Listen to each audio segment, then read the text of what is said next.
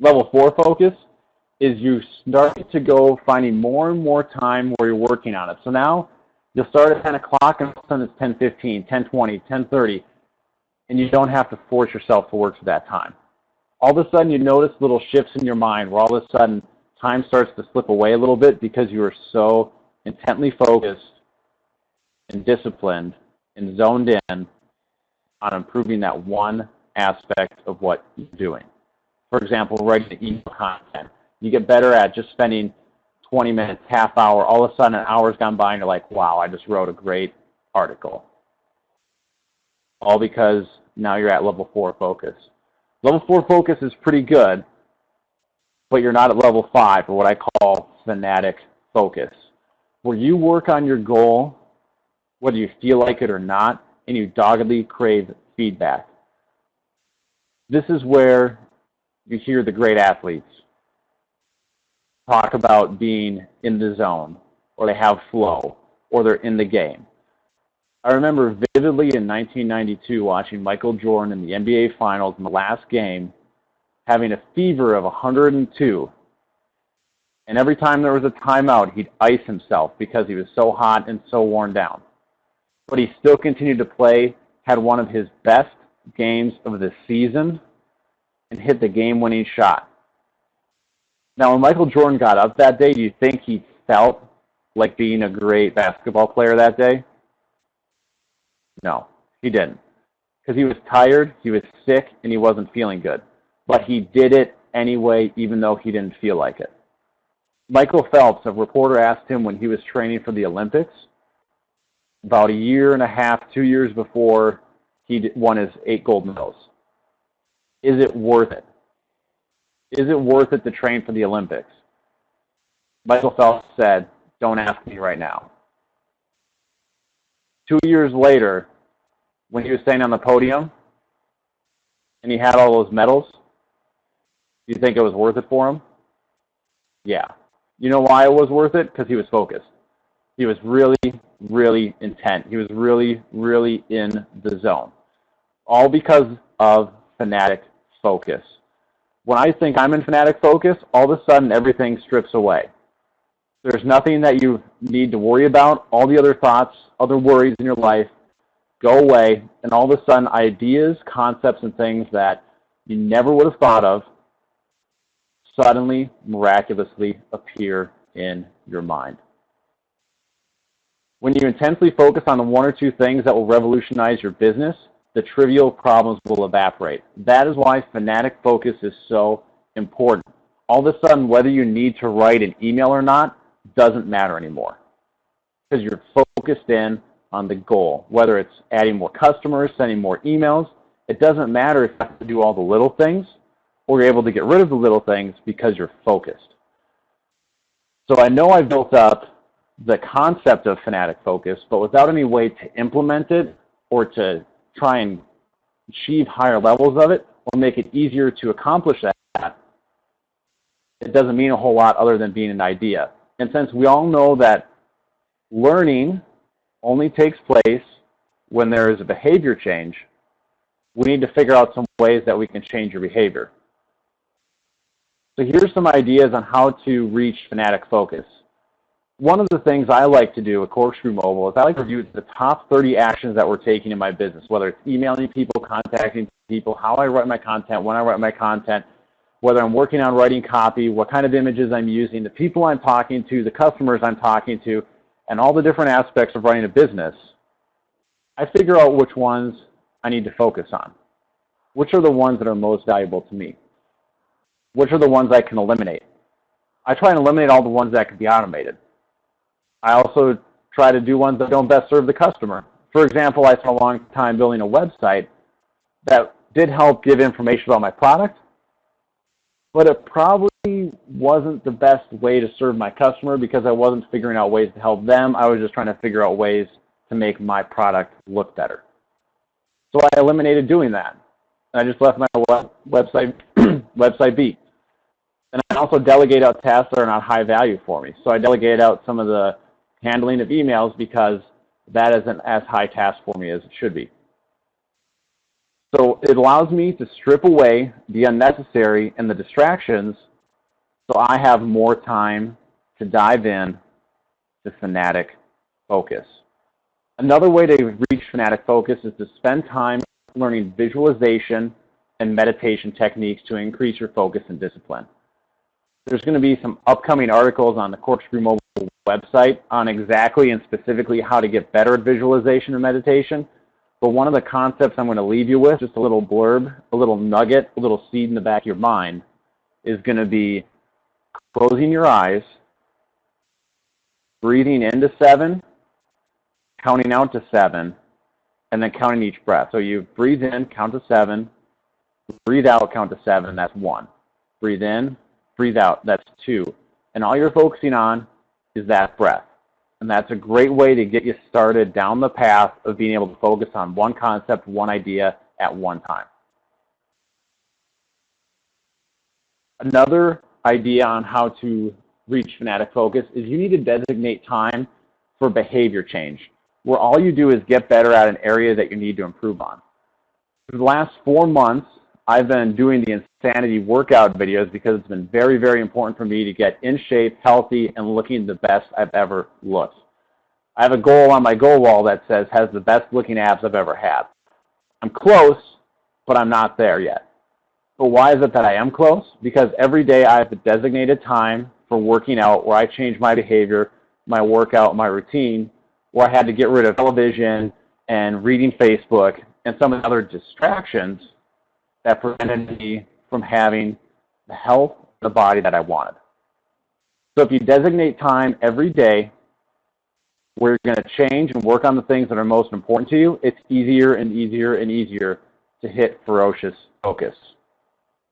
Pro tip, get buy-in from people around you. Why is it so important to get buy-in from people around you? Because there's going to come a day where you're going to falter. It's going to be hard. You're not going to be at your best. Your A game is not going to be happening. But someone is going to be there to pick you up. Someone who believes in the vision of what you're trying to accomplish. And that person could be somebody who's already accomplished it, somebody who's a friend, or just somebody who really, really, really believes in you. It is so important to have that person around because they're going to help push you. They're going to help you grow. They're going to help you see things that you didn't even know were possible before you even see them. Another thing you can do too to get the buy-in is always ask people for help. Don't just tell a person, I'm working on getting better at writing emails. That doesn't make a lot of sense. But if you ask like, hey, can I get your help on something? One of the biggest, most important things people love to do is help. And all you need to do is ask. So this has been 6 inches away from success, the first little segment on ferocious focus. The biggest thing I want you to star, circle, and underline on your sheet of paper right now is learning takes place when there is a behavior change.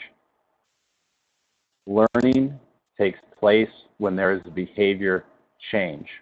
Always be changing your behavior. Always be learning. And doggedly pursue level 5 focus. So, now we know how to be disciplined. Now we know how to be focused. Now, what are some tools that we can use? One final thought on focus and discipline that just popped into my head is I've spent a lot of time working with entrepreneurs, working with salespeople, working with business professionals, and a lot of times these ideas go unexecuted. A lot of times they know what to do, they just don't do it. So dig into that focus. Dig into what's important and don't let anything stop you. You can do it. Now subject lines that get open. Are your subject lines catching this kind of attention? I want you to think about this. It's very, very important. The subject line is the most important part of your email. This is very, very important. The subject line is the most important part of your email, period, exclamation point, underline. Why is it the most important part? because it's the first thing that people see. So right now, if you were to send an email to prospects, the people that are your customers, the people that you want to interact with your brand, what would you say to them as a subject line? Right now, on your paper, write it down, write out what your subject line would be, go, write, and time when you go.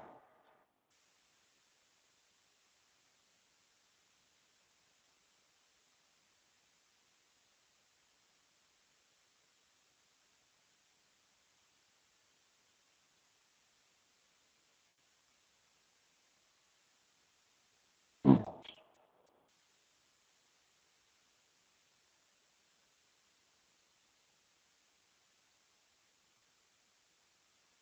30 seconds left.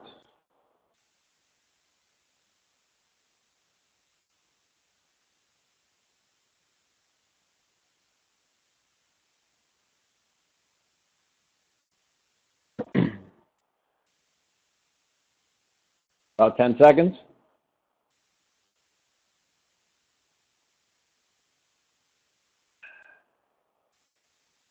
All right. I want you to circle that and put that in the back of your mind here as we go through some ideas on subject lines. We will be coming back to that in a couple of minutes. So, I want you to stare at your competition right now. If you've seen the movie 300, you know how they're all huddled together in the mass, in that little ball in the phalanx formation, and they saw all the Persians coming over the hill. Right now, you are staring at the Persians. You are one of the Spartans holding the spear, holding the shield, looking out upon your enemy. Look at it closely. What weapons do they use? What words, what phrases do they use? What are things that stand out to you?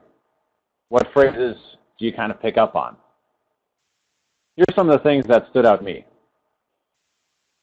That your competition are someone wanting to sell me shorts, Southwest Airlines, and someone asking if I trust my grandma.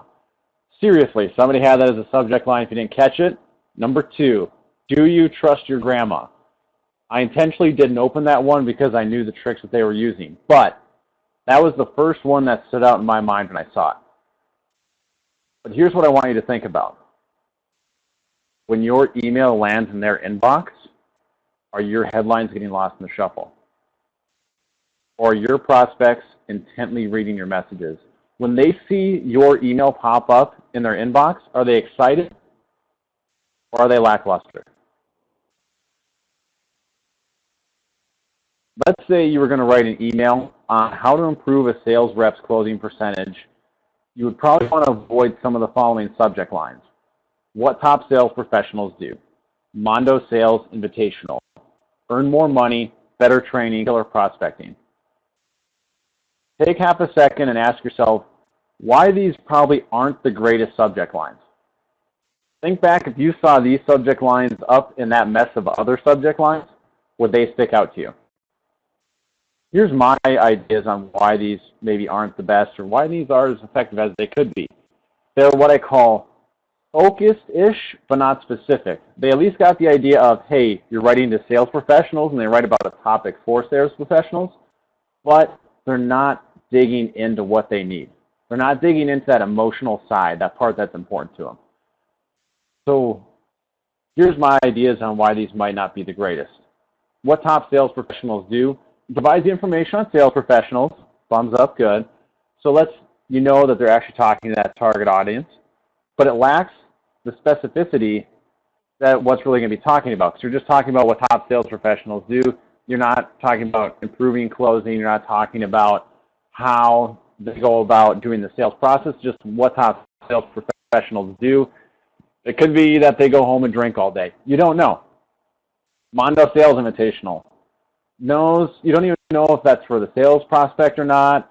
You don't really know what it's referencing. It's really too vague to be intriguing. Earn more money. Short, which is good, but has nothing to do with sales, really. It could be a multi-level marketing scheme. You don't know. Better training. Same idea as earn more money. And killer prospecting. I put this one in here because you kind of start to think this one scores pretty good. It's kind of short, to the point. Gives an idea of what it's talking about. But you're going to kind of see over the next 2 sections some of the other elements that could be added in. that could really kind of make it better. So take a look now at that subject line you just wrote and take another 45 seconds. And if it feels like it has the vanilla flavor of these here, try changing some things around, see what you can do to make it more intriguing, more seductive. We're going to go over some ideas on how to do that here in the next couple slides, but I want you to get you thinking about it before you actually see it in action. Right, move the pen.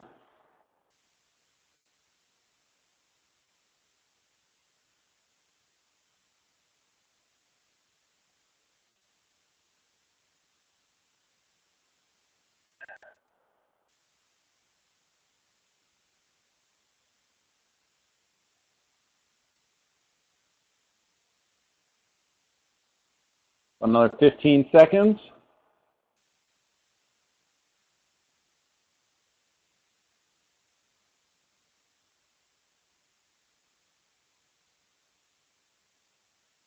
All right, and pens down.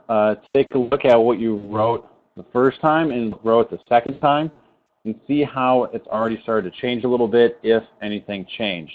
If it didn't change, why didn't it change?